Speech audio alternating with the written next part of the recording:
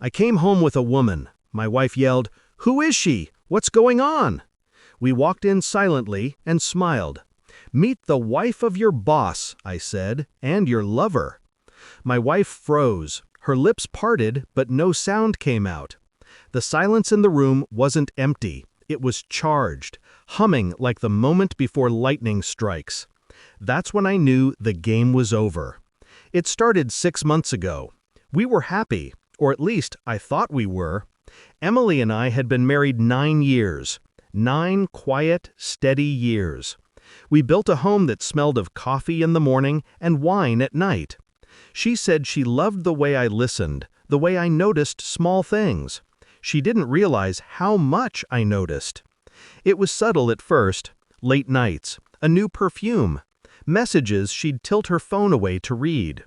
When I asked, she smiled like I was being sweetly paranoid. So I stopped asking. But my silence wasn't surrender. It was study. I began recording the mileage on her car. I checked bank statements, traced her locations through photos she posted.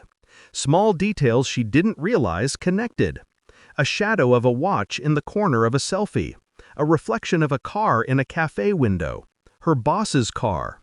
Richard Hale. Married, mid-40s. My wife's boss. When I saw them together, truly together, it was almost anticlimactic. The restaurant window framed them like a scene from a film. Her hand brushed his, then lingered.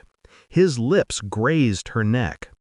My heart didn't shatter, it crystallized. Pain has a way of sharpening a man. For weeks I played the part of the oblivious husband. Cooked dinner, kissed her forehead, pretended to be tired from work. Meanwhile, I built my case. Screenshots, voice recordings, photos. I knew the hotel they met at, the fake seminars, the room number, even the alias she used for the reservations. Then came the harder part, making sure Richard's wife, Claire, knew. She didn't believe me at first. Most don't. Betrayal is a mirror no one wants to look into. But when I showed her the evidence, the timestamps, the emails, the recordings, she sat still, jaw trembling, a storm behind her calm eyes. That's when I saw something familiar in her. Cold calculation. We weren't victims anymore. We were witnesses preparing an execution.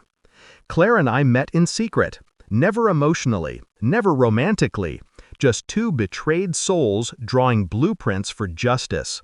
She wanted exposure. I wanted silence that screamed louder. So we planned. First, we mirrored them. Same lies, same methods.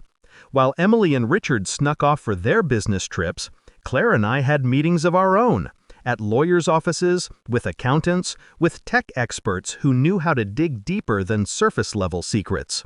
Turns out, Richard's business trips weren't funded personally.